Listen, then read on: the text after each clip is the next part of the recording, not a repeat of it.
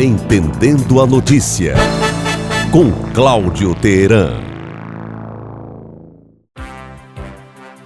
Amigos e amigas do Sertão Central Cearense, Elistênio, ouvintes e seguidores do Sistema Maior de Comunicação. O Dia da Consciência Negra é uma data muito interessante para que a gente faça uma reflexão sobre sanidade.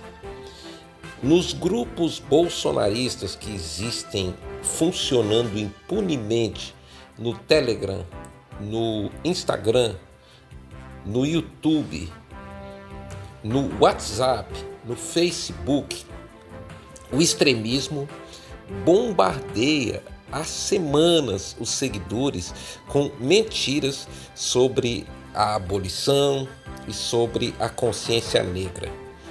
E todo o pano de fundo deles tem um viés. Ignora-se a data e seus efeitos e sua importância para a conscientização. O ponto principal é esculhambar Lula e o PT, que é o alvo dessa gente, sem propostas para o país. Enfrentar o Lula com ideias, propostas novas, não, nem pensar. O negócio é insistir na inoculação do ódio pelo ódio. E por incrível que pareça, funciona com determinadas classes no Brasil, estratos da população que não pensam. Logo, é um público fácil de ser enganado pela lacração. Bom lembrar, no Dia da Consciência Negra, esses grupos extremistas são altamente defendidos pelos políticos que entendem a disseminação de mentiras em redes sociais como liberdade de expressão. É por isso que esses mesmos políticos, maioria lá no Congresso em Brasília, não quer aprovar regras que imponham freios e limites à mentira e às más intenções nas redes sociais. Mas eu volto à consciência negra. Essa data, ela surgiu na ditadura militar aqui no Brasil em 1971, mas ela só foi admitida como uma data em 2003 e ela só foi virar um feriado nacional em 2023. Esse ponto, esses hiatos nessas datas mostram como é grave o problema da segregação racial no Brasil desde sempre.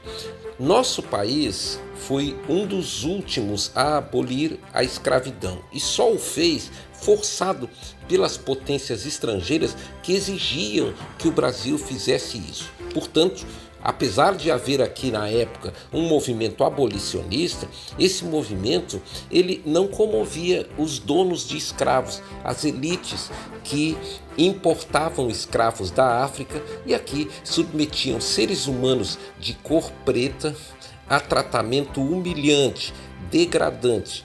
A própria lei do ventre livre, aquela que dizia que os filhos de escravos nascidos no Brasil não seriam escravizados, teve uma enorme resistência na elite brasileira daqueles tempos. Detalhe, hein? Esse comentário aqui, ele sempre procura esclarecer sobre os fatos. Ele não é feito para agradar ninguém. E ele também é um comentário que chama atenção para o senhor e para a senhora a necessidade de ler para se informar melhor, para evitar inclusive ser enganado em grupos de WhatsApp e em grupos até mesmo da sua própria família, onde tem gente que fala sobre o que não sabe e o que não entende. Voltemos à consciência negra. A data também serve ou deveria servir de reflexão para um problema que é perene no Brasil.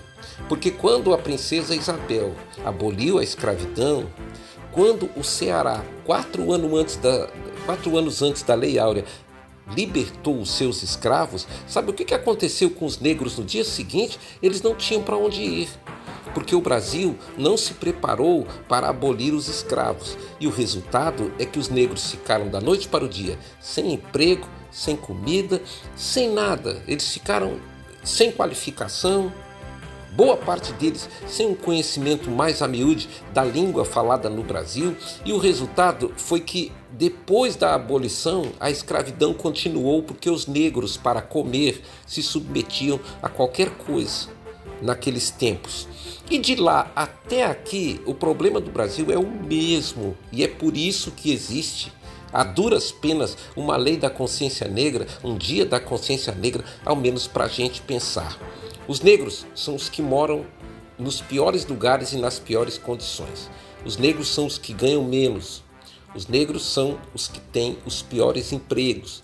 Os negros são os que mais morrem em ações violentas da polícia. Estou falando de hoje, estou falando do século XXI, o que significa que o Brasil que aboliu seus escravos, o Ceará que aboliu seus escravos em 1884 e o Brasil que aboliu em 1888 é o mesmo país desigual de sempre, e o nosso problema neste país é a desigualdade.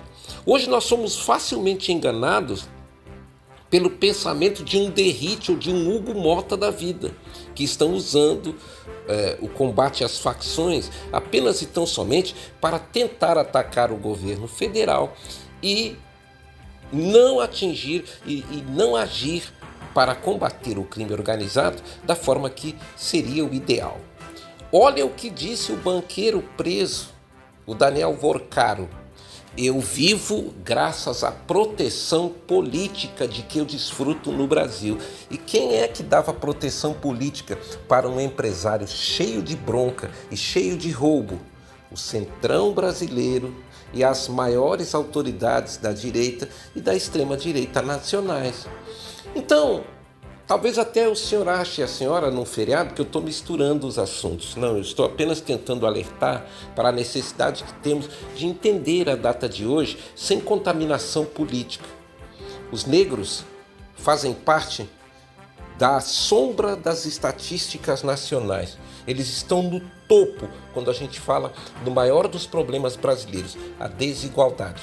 Quer fazer um comparativo? Um branco pobre sofre muito. Um negro pobre sofre ainda mais. Sofre duplamente por ser pobre e preto. Pergunte a um negro consciente, porque ele vai dizer isso para você. Eu sou pobre e preto, querendo dizer que ele sofre duplamente. Sofre pela cor da sua pele e sofre também pela segregação racial perene, pelo racismo velado que existe no Brasil, apesar de ser crime. Mas quantos, nos bastidores, longe das câmeras e das redes sociais, mantêm o seu tom de racismo imutável? Olha o tamanho do desafio que temos pela frente. Nos resta educar as crianças, para que a criança de hoje seja um adulto melhor amanhã e compreenda a nossa desigualdade de sempre. Cláudio Teran, para o Sistema Maior de Comunicação. Entendendo a notícia, com Cláudio Teran.